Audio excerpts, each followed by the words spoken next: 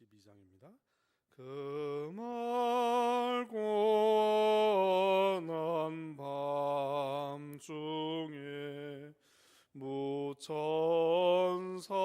내려와 그 손에 비 받을고서 다 찬송하기를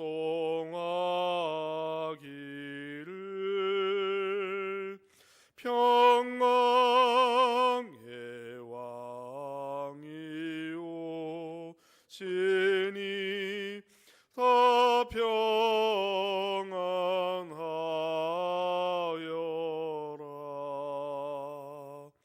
그 소란하던 세상이 다 고요하도다.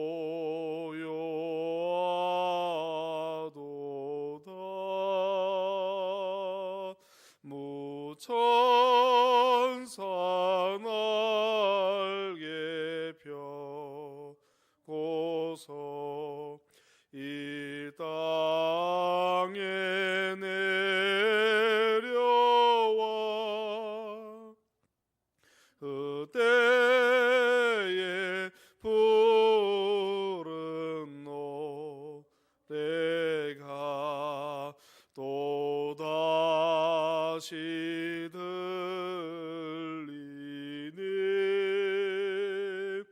이 슬픔 많은 세상에 큰 위로 넘치고 온 세상 기뻐 뛰놀며 다 찬송하도다.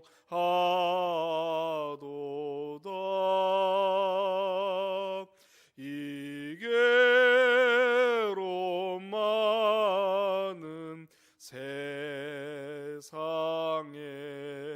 짐지고 가는 자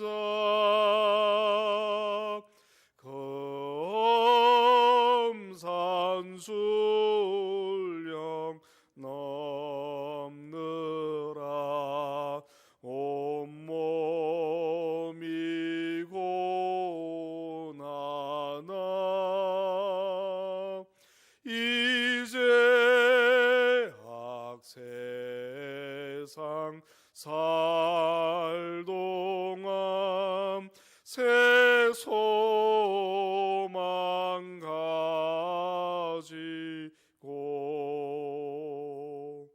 저 천사 기쁜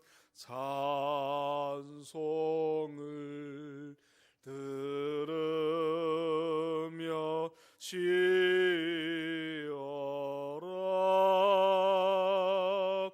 예선지에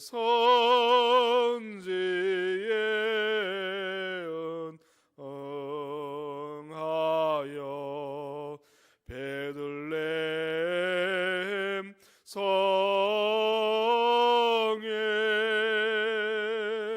주 예수 탄생하시니 온 세상 구주라. 저 천사 기쁨 노래를 또다시 부르리. 온 세상 사는 사람들 다 화답하도다.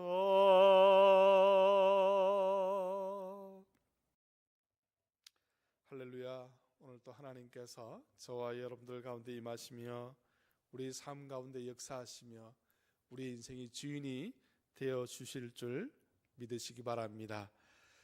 세상의 가치는요, 우리가 알아가는, 우리가 깨닫고 있는, 우리가 소유하고 있는 그 가치와는 전혀 다른 가치예요. 여러분 믿습니까? 전혀 다른 가치예요. 오늘 본문의 말씀을 보면요, 세상적 가치와 하나님의 가치가 어떠한 차이가 있는지, 어떠한 것이 더 유의미한지를 우리에게 잘 말씀하고 있습니다. 스가랴서 1장부터 8장까지 보면 하나님께서 예언을 하죠. 그죠? 물론 오늘 우리 본문에 읽었던 9장부터 14장까지 또한 예언하고 있는 것을 보게 됩니다. 그런데 예언의 방법이 좀 달라요. 1장부터 8장까지 말씀을 보면요, 묵시적 예언을 하십니다. 근데 오늘 9장부터 14장까지 말씀 보면 서술적 예언을 하고 계세요. 그냥 있는 그대로 쭉 이렇게 서술해 나가시는 거예요. 예언적, 환상적 묵시는 어떤 거냐면은 잘 몰라요.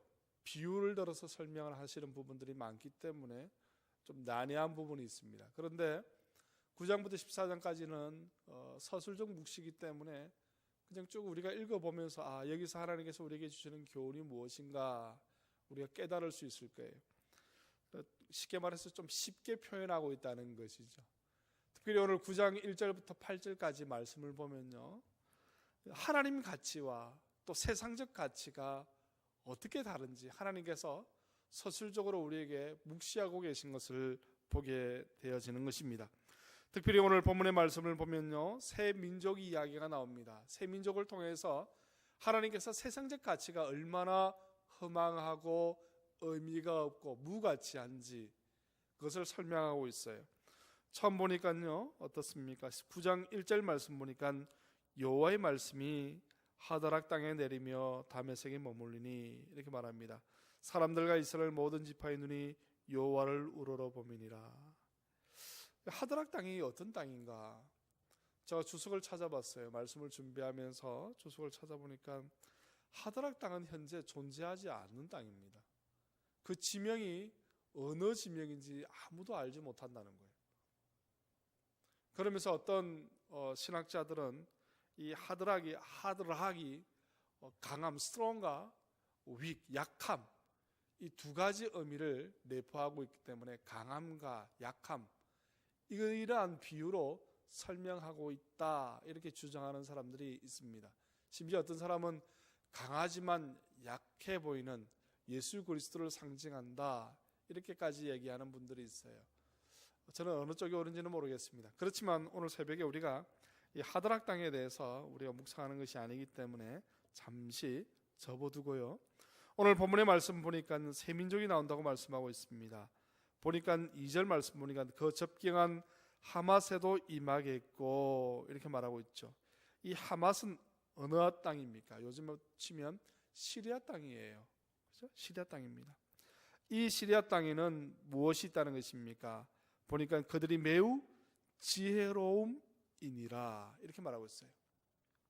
세상적 가치의 이 지혜, 여러분, 두루가 소유하고 있는 하맛이 소유하고 있는 이 지혜, 하맛 땅에서 소유하고 있는 이 지혜, 세상적으로 지혜와 지식을 소유하고 있다는 것입니다.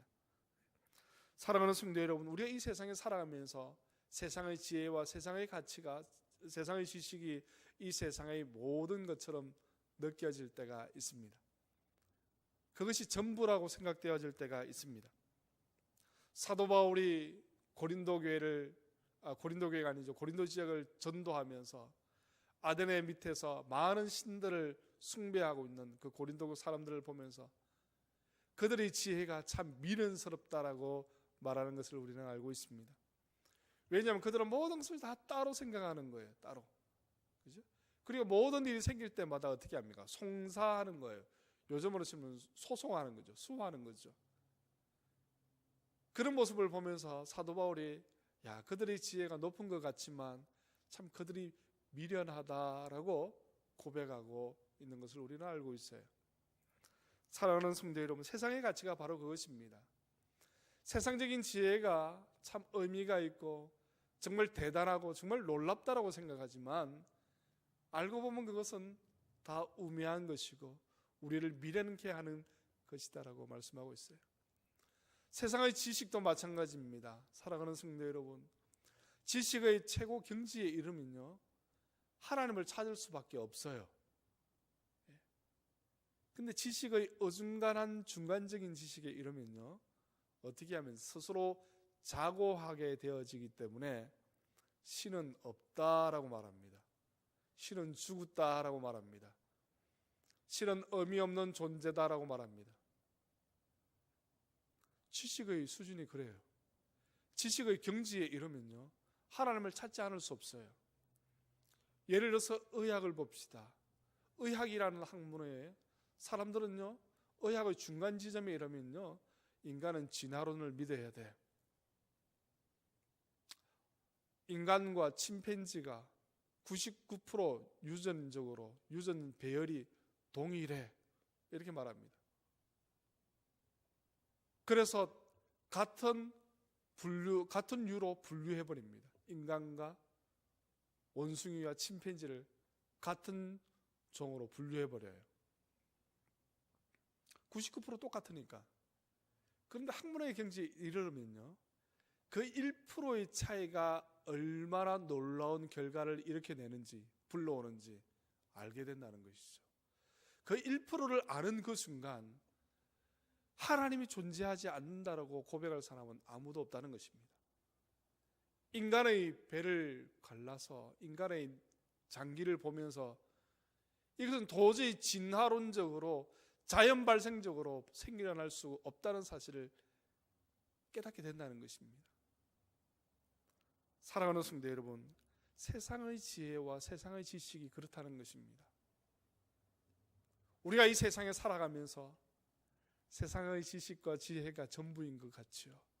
그렇지만 더 놀라운 하나님의 섭리하심이 있다는 것입니다.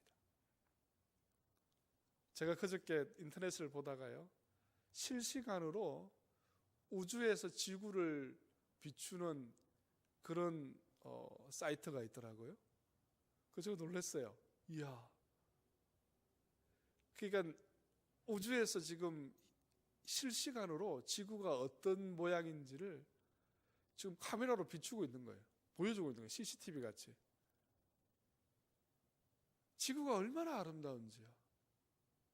그 지구가 자연 발생적으로 먼지와 수소와 탄산에 의해서, 메탄에 의해서, 공기층의 가스에 의해서 대폭발로 자연 발생적으로 생기고, 그 생겨난 것에 조그만 아메바가 우연히 발생해가지고 그것이 생물이 단세포가 다세포가 되고 이중세포가 되고 다세포가 되어서 식물이 되어지고, 어떤 부분은 식물이 되고 어떤 갈래는 생물이 되고, 거기서 두 발이 나오고 꼬리가 없어지고 기어다니다가 걸어다니게 되고, 그게 가능하지 않다는 거예요.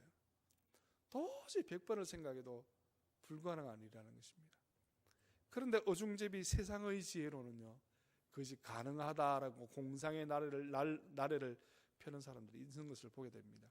그것이 바로 세상의 지혜의, 세상 지식의 한계인 것입니다. 또한 오늘 두 번째 민족을 보니까요, 페르시아 민족이 나옵니다. 3절 말씀 보니까 두로는 자기를 위하여 요새를 건축하며 은을 티끌같이 금을 거리의 진흙같이 쌓았도다, 이렇게 말합니다. 이 페르시아는 어떻습니까? 지중해 북쪽의 조그만 지역을 점령하고 있죠. 그 지역 중에 하나가 바로 두로입니다. 두로.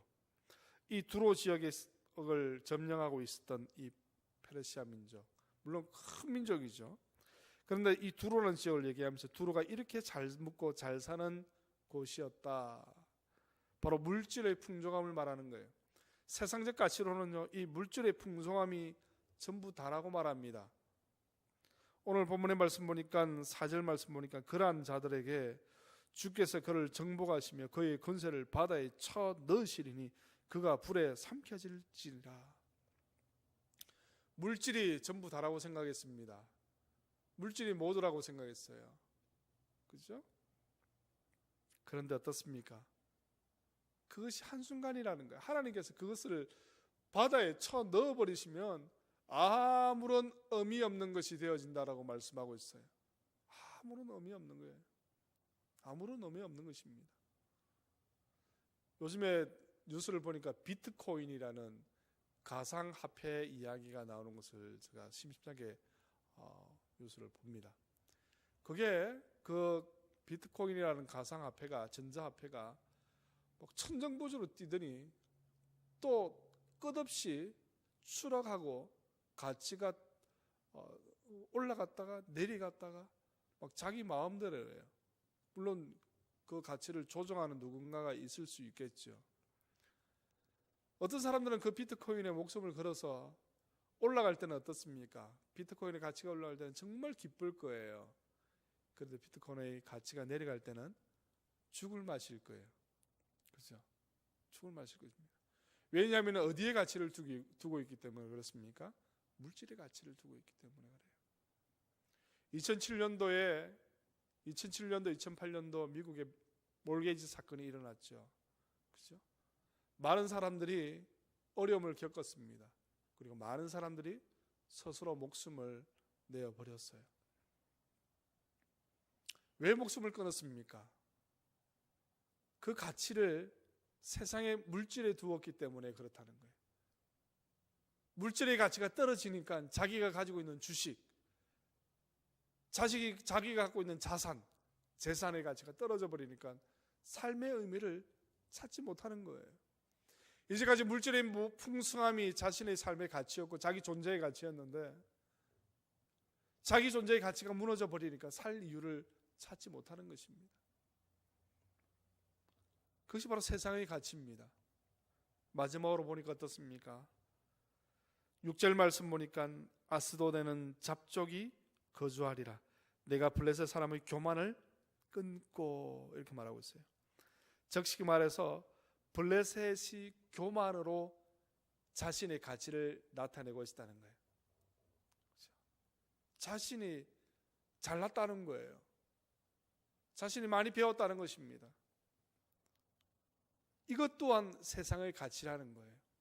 하나님 보시기에 아무 쓸데없는 자기의에 불과하다는 것입니다. 사랑하는 성도 여러분, 세상의 지혜와 세상의 물질과 세상의 교만, 이러한 것들이 세상의 가치이고 세상 사람들은 자기 잘난 맛에 살듯이 자기 교만에 세상의 삶을 살아가는 모습을 보게 되어지는 것을 우리가 깨닫게 됩니다. 사랑하는 성도 여러분, 성경은 우리에게 말합니다. 교만은 패망의 선봉이요 넘어짐의 앞잡이니라. 그래서 예수님은 우리에게 뭐라고 말합니까? 너희가 겸손해라. 사도 바울은요, 겸손이라고 하는 허리띠를 우리의 허리에 동여 매라고 말합니다. 허리띠를 동여 매면 어떻게 됩니까? 우리의 허리가 꺾어질 수밖에 없어요. 꺾어진다는 말은 무슨 말입니까? 엎드러진다는 거예요. 무릎 꿇는다는 말입니다. 겸손은 우리를 그렇게 만드는 거예요. 겸손의 허리를 꽉 쪼아매면요, 허리에 꽉 쪼아매면 우리가 하나님 앞에 엎드릴 수밖에 없다는 거예요. 우리가 하나님 앞에 무릎 꿇을 수밖에 없다는 것입니다. 세상은 우리에게 높아지라고 말합니다. 세상은 우리에게 교만해지라고 말합니다. 자고해지라고 말합니다. 네 잘난 맛에 살아라고 말합니다. 그렇지만 성경은 우리에게 정반대의 것을 말하고 있어요. 낮아져라. 나보다 남을 낮게 여겨라. 나보다 남을 낮게 여겨라. 이것이 바로 세상의 가치입니다. 사랑하는 성도 여러분, 교만하고 물질의 힘을 믿고 세상의 지혜와 지식을 따라가는 사람. 그런데 오늘 마지막 7절, 8절 말씀 보니까요, 7절 말씀 보니까 이렇게 말하고 있습니다. 세상의 가치가 아니라 하나님 가치가 무엇인지. 7절 말씀 보니까 이렇게 나오죠. 그의 입에서 그의 피를, 그의 이사에서 그 가정을 제거하리니 그들도 남아서 우리 하나님께로 돌아와서 유다의 한 지도자같이 되겠고 에그로는 여부수 사람같이 되리라 이렇게 말하고 있어요. 이 말이 무슨 말입니까?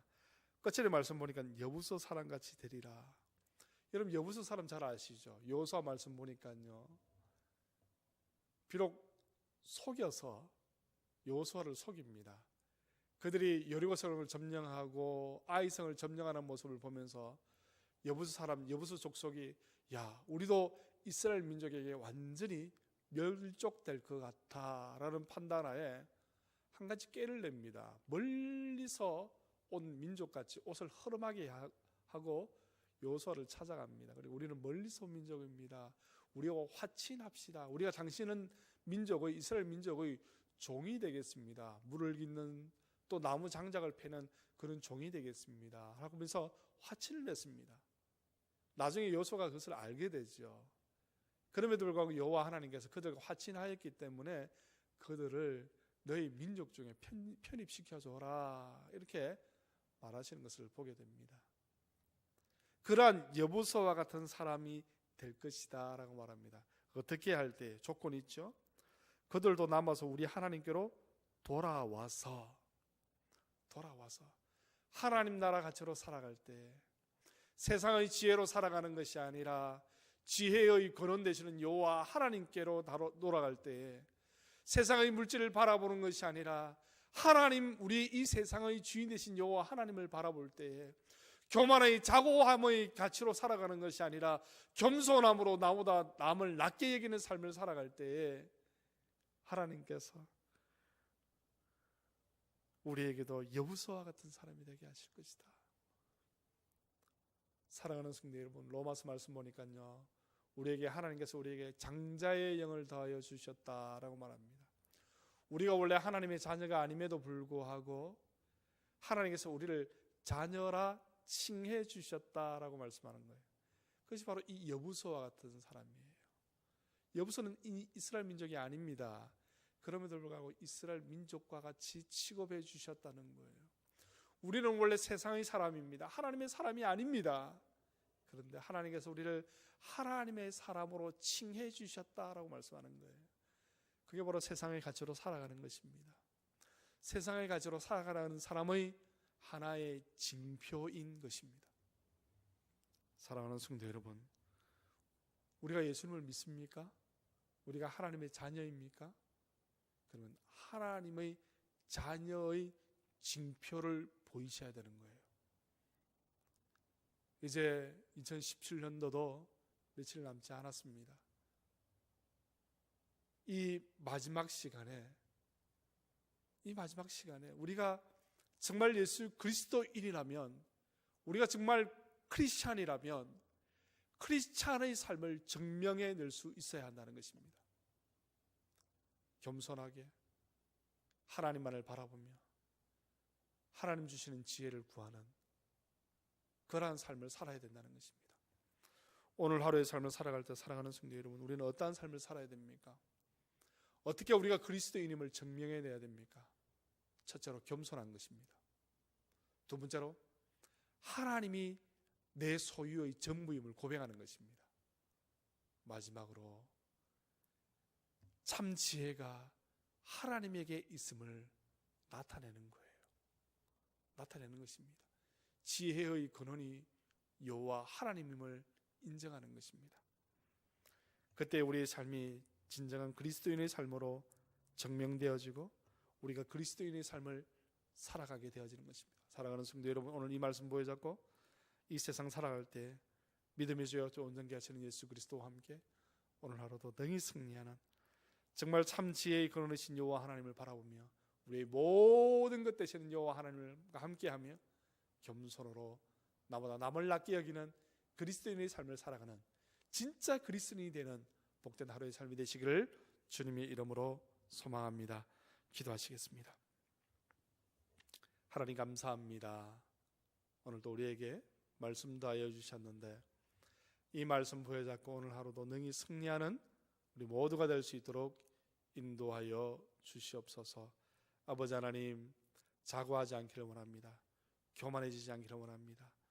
주님 주시는 말씀으로 항상 겸손한 삶을 살아게 하시고 이 세상의 모든 만물의 주인이신 여호와 하나님 한 분만으로 만족하게 하시며, 아버지 하나님, 세상의 지혜의 근원이신 여호와 하나님과 오늘 하루도 능히 동행하며 그분에게 우리의 인생의 문제를 아뢰며 주님의 선하시고 기뻐하시고 온전하신 뜻을 깨달아 알아가는 복된 하루의 삶이 될 수 있도록 인도하여 주옵소서. 주님의 이름을 높입니다. 예수님 이름으로 기도하옵나이다.